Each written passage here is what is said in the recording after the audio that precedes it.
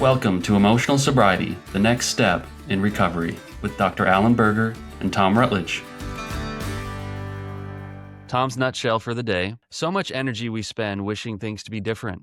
There are always better uses of our time. It takes so much of my energy, and then I feel like I'm doing the work, right? Like I feel exhausted from it, and I feel like I'm engaged in making the world better because I'm ruminating about what should be this way or what should be that way.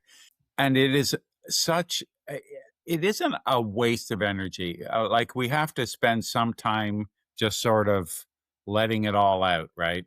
But it's also important to, limit that time. The whole serenity statement or serenity prayer idea of there is that which we need the courage to change, that which we need the serenity to accept, and where do we find the wisdom to know the difference?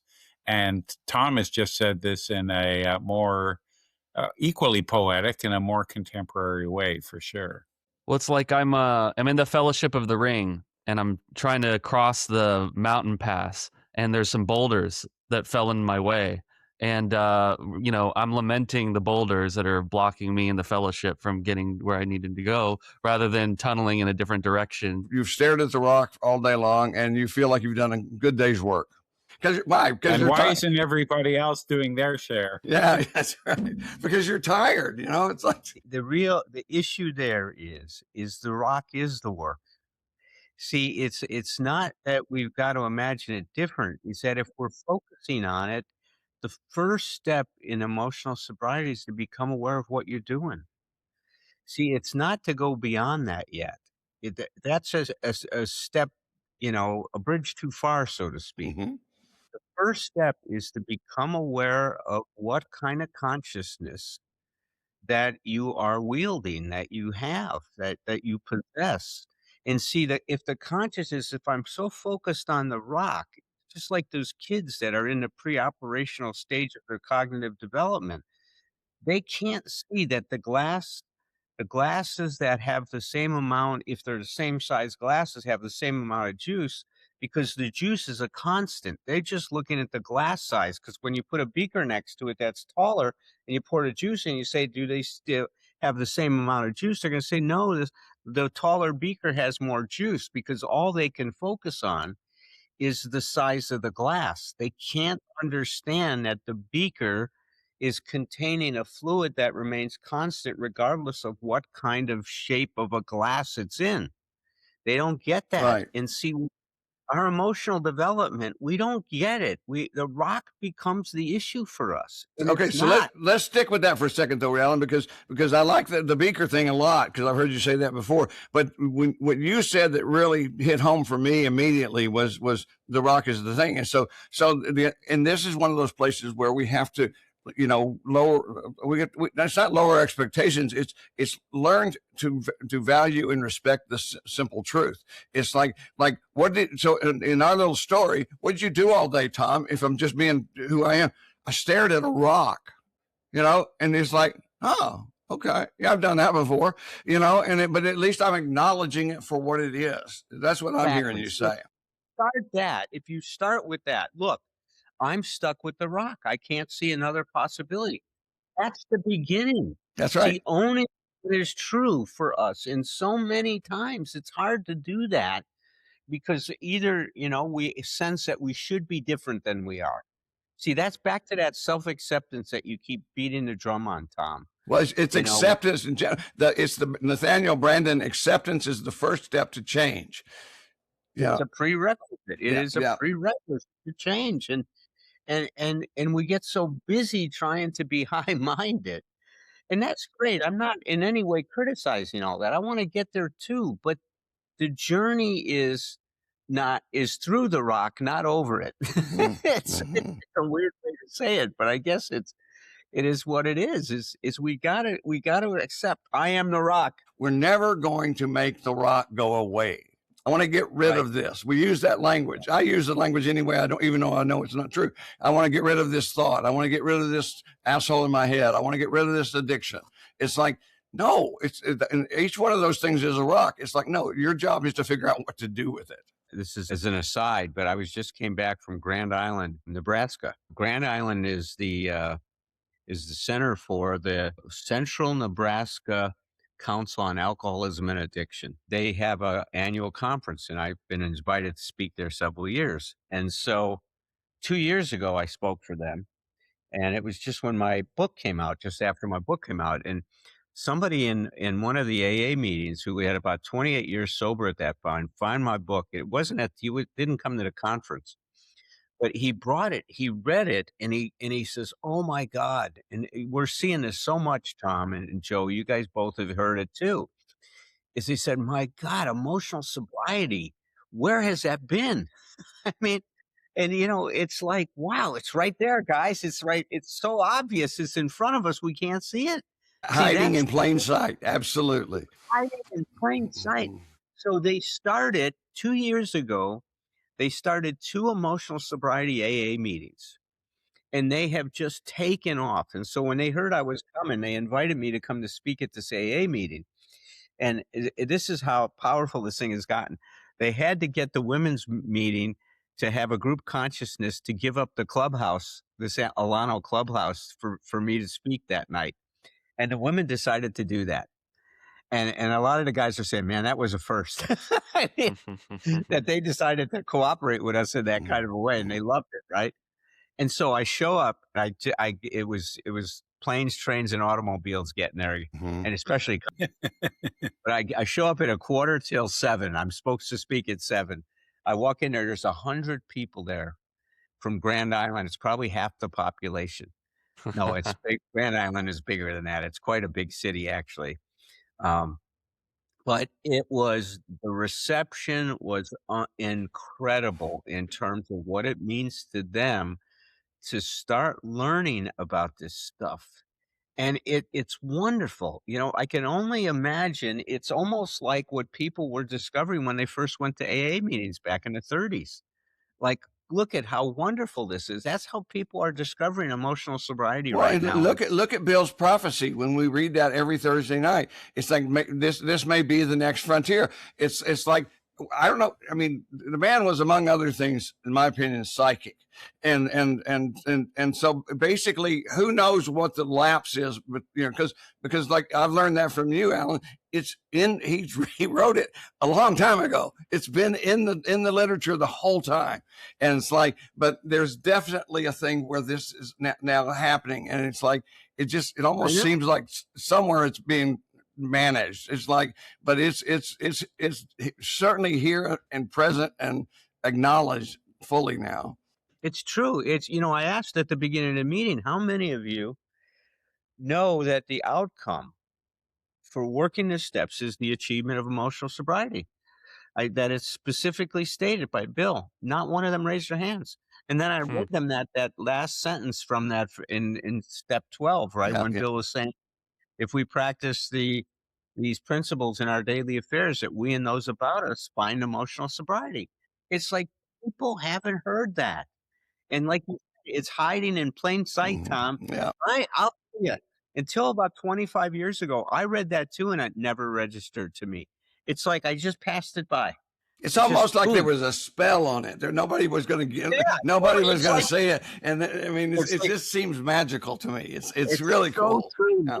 It's so true. I was one of those guys that just passed it by until something happened, and then it hit me. My God, and I started to see all of the connections to all of these different therapies, man. All the things that we're talking about. Well, it's a subtle thing, but I think one of the hooks about emotional sobriety early on that really got to me was I was talking to you, Alan, about like, well, I'm worried if this or that happens, it might take me out. Like my mentality is that I needed to avoid these life events like potholes because that would be the thing that would endanger my recovery. And then, the way you kind of helped reorient me was just like, no, it's like, it's more about like the potholes will happen.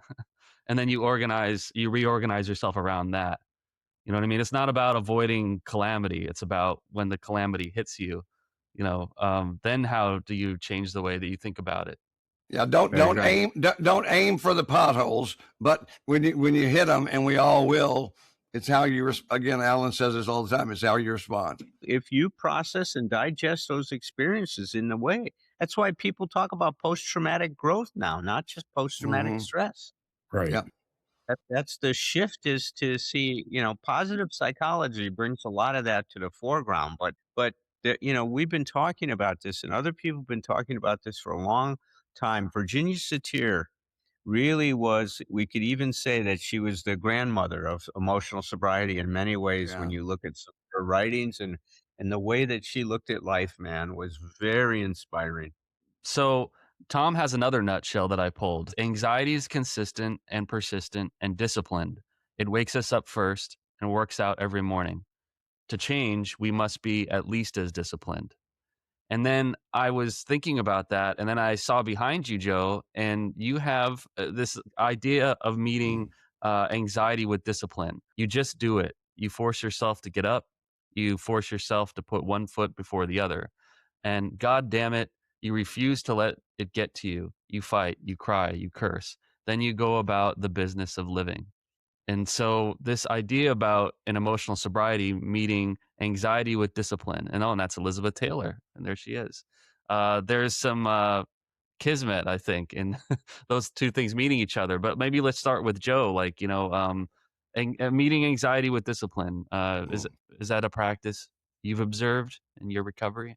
Well, I love the idea that it's going to take work, right? Like you have to be able to deal with what is, not what you want it to be, right? And part of that is, I've got an inner critic, for instance, that is relentless, gets up before I do, has a list of things to cover the minute I am conscious, right? And Hmm. follows me around all day, right? People overuse, but use that my alcoholism is in the parking lot doing push-ups kind Hmm. of idea. But Hmm. I think they're trying to, in their own poetic way, get to the same thing, right? We are up against something, you know. Uh, Here's another expression I heard in a meeting once: my brain would kill me if it didn't need the transportation. Say that again, Joe. I I've love it. never heard that. Well, say that again. Tom, I knew, would love it the most. My Oh my brain God. would kill me if it didn't need the transportation. Needs my body to move it I mean, around, that's right? it. I'm going home. That's enough. I've worked enough today. That's This is one of the things that peer-to-peer or mutual aid Mm, helps, is the hope uh, to overcome an overwhelming task that has in many ways defeated us before. Uh, we don't muster that hope. We catch it from other people who are already in recovery. It's contagious. Hope is contagious. And once we have that hope that comes from other people in recovery, say emotional sobriety, we're contagious, and we can't help but spread it to others as well. And so there was an expression in a meeting I really loved. It was part of their preamble, is we're not here to take your pain away, but you're never going to have to go through it alone again. And wow. I like that, you know? Touches me too. I've been thinking a lot about anxiety, and I'm starting to rethink it in some ways. And it was inspired by something Rollo May said. Rollo May was a brilliant psychologist. Uh, he brought existential humanistic psychotherapy to the United States. And it's just such a very grounded and um, it's based on existentialism, right? It speaks to where we live our existence, right? Where we experience our existence. And one of the things he said, he got in touch with what anxiety meant when he was in a sanitarium for treatment of tuberculosis. He had TB. And what he saw was that everybody there was so anxious. And he realized the anxiety was because everybody was experiencing a threat to their very existence. And that the anxiety was the fear of being nothing. It's the way the existentialists say these things, which is really touching and powerful, isn't it? The fear of being nothing. Wow. It's very powerful, right? And so what I have been thinking about is that the way this works with emotional sobriety is when we generate these expectations, we base our existence on the world cooperating with these ideas we have on how things are supposed to be. Yeah. And when they get challenged, meaning when someone life doesn't cooperate with what we want it to be, expect it to be, hope it would be, and all those other things, then the greatest fear we have is we're nothing. You see, and I think that's what makes the reaction to it so profound and so challenging to deal with, because that's all of our greatest fear. See, we're not afraid of death, is what the existentialists say. We're afraid of being nothing. That's the issue. Death like equals nothingness to us Yeah, it's in the terms same. of what, right? And it's such a different way of starting to think about this stuff. So if my being someone or something has to do with dependent on the world being a certain way, then my sense of self is very vulnerable and fragile. It can be influenced and challenged at the drop of a hat, the wink of an eye, the turning away of a face. I mean, all of these things can make me incredibly reactive to my environment. But when we take that center of gravity back into ourself, and Tom, this is one of the things that we are really working with people on when you approach them from the intrapsychic Mm-hmm. um, model that you've Mm-hmm. developed and from Gestalt, we're helping people develop a sense of self that is beyond the environment. It's not dependent. Yeah. Yeah. It's not, Not it's not conditional. Yeah. it's not conditional. Is we're moving towards a sense of self that is based on our relationship with ourselves. And this is another term I want to bring in. I'm reading another Gestalt therapist by the name of Dr. Jerry Greenwald. He's passed away now, but he was at UCLA, where Brandon went to school too. Mm-hmm. So Brandon was there, Greenwald was there, the guy that developed the paradoxical theory of change. Um, Arnold Beiser was there. I mean, a lot of people that were really influenced because Fritz Perls came to UCLA back in the 60s and gave a lecture.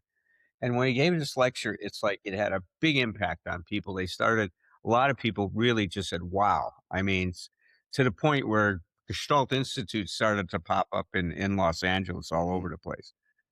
So this is where I was tying this to. I was talking about Greenwald, and he has this concept. We talk about the relationship with self. You know what he calls it? The intimate self.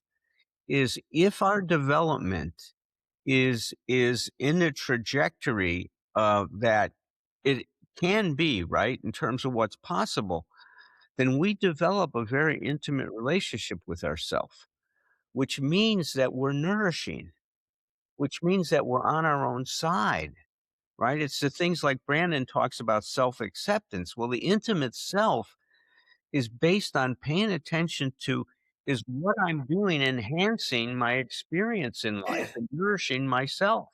Or am I subtracting from myself? I mean, I thought it was a great concept. And he says, without that intimate self, it's impossible to have an intimacy of two. Absolutely. That's beautiful. The best way for me to be available and helpful to you guys or my clients today is to take good care of myself. That's the number one thing. It's like if I want to take a trip across country, I need to be sure my car is in good shape to go. Right. It's not that. Is that selfish? Yeah, it's self-focused so that I can get this done. But we have been taught that love always has to equal sacrifice. And when I correct people all the time and say, no, love includes the willingness to sacrifice when it's needed, and the truth is, it is how we love when we need to. If I need to give up something to help Joe do something that's really important to him, I will do that. but it's not really a sacrifice because it's just me doing what I choose to do. But it's like Yes. it's like it's not enough that we help other people. We have to lose. Yeah. Well, what I love the way Brandon reframed that, Tom. I was reading in his book, The Psychology of Romantic Love, and he said, it is of selfish interest for me that someone I care about it operates in their well-being, for their well-being. Yes. So if I can do something that will help you, it's not a sacrifice Mm. because it's of interest to me for you to be okay. I love you. I care about you. And see, It's it was congruent with all my value system. yes, Yeah, yeah, exactly. yeah. It's not a sacrifice. It's an expression of what is important to me. You're important to me. I want you to be happy. I want to please you. And see, we get that confused. So people think if you express that, you're codependent. No, you're not. Where you're codependent is if you lose yourself in doing that. Right. If you lose yourself Oh in doing man. that, then there's a problem. But not when you stay grounded in I'm doing this because I care about you and I want you to feel happy. I want to please you. I want you to enjoy your life. You bring it Yeah. back to the I. Yeah, I mean, lately, what we've been talking about has really been helping me at work because every day I come into work and I need to relocate the emotional center of gravity inside myself because my boss has been really unhappy lately. He's been really pissed off, and it's I have the easy tendency of letting him being upset about things mean that I am now upset, or that Mm. some there's some absence, external absence that I now make, my failing. Um, but the thing is that I am suiting up and showing up, and I'm just trying to do everything I humanly possible to be of service and to be of use in that situation. And then the rest, I've got to just leave it. But yeah, it's a fight every day for me um, to keep that emotional center of gravity in me rather than to make it, you know, uh, however the whims of or however this person's feeling every day. It's probably a common thing with work.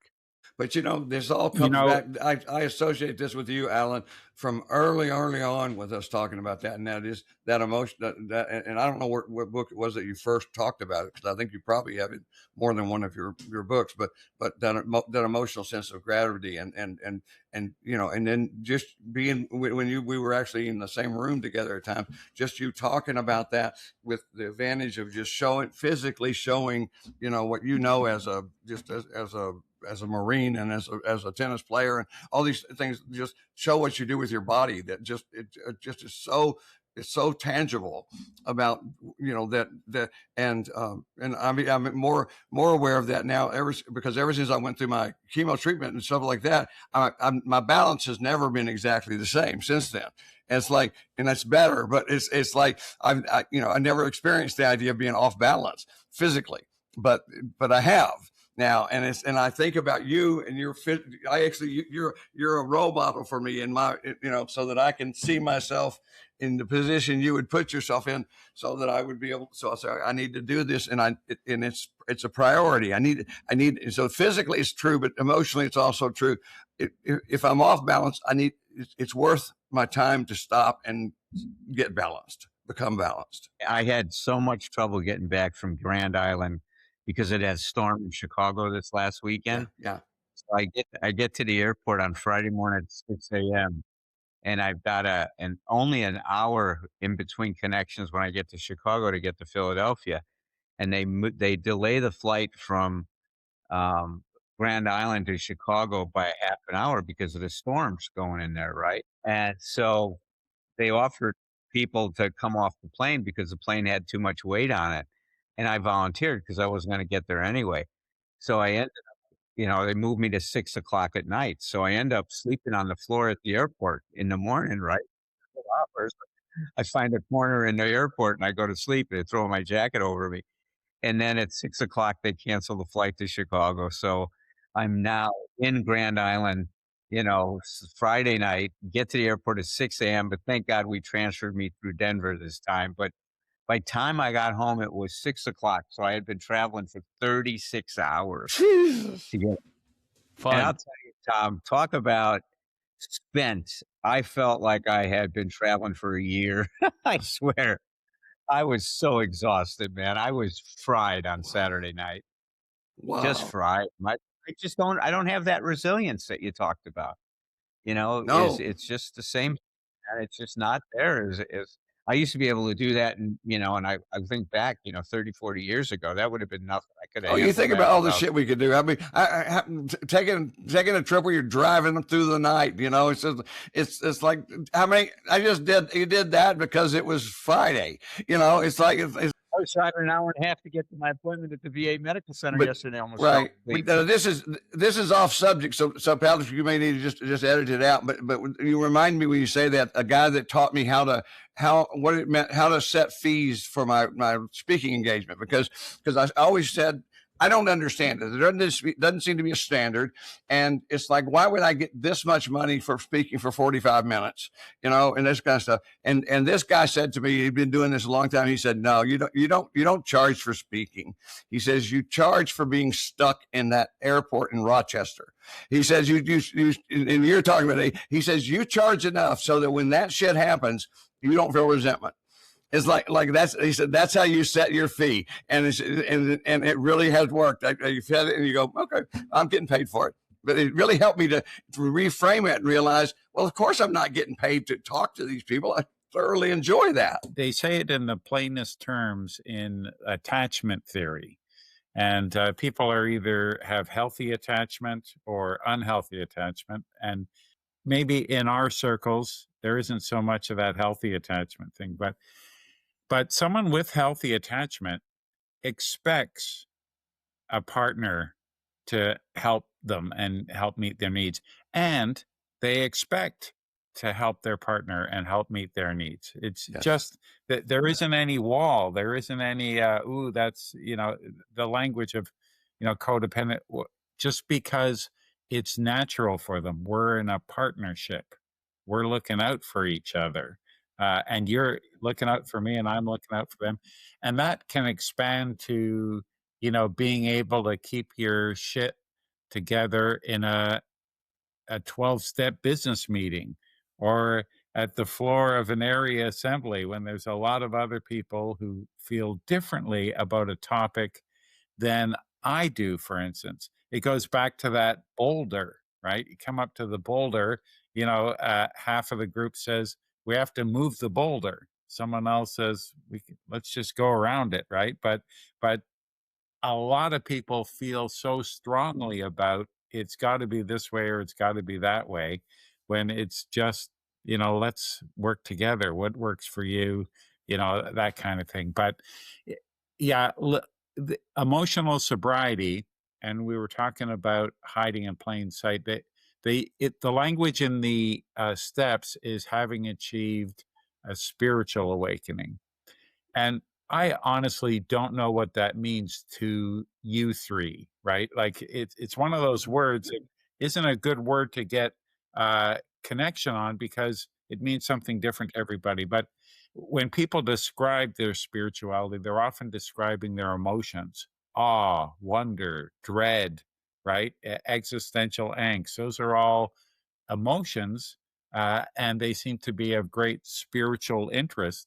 But it includes everybody. If we talk about having achieved an emotional awakening, because that's what Bill was talking about, right? The ability to be centered in ourselves, to have room for others around me, right? That seems to be it. It's a better word, in a practical sense, right? Without getting into the fun of is there or isn't there, or what's my meaning and what's the universe and all that sort of stuff. But in practical terms, that is what we're trying to achieve: to be centered in me and to live in the world.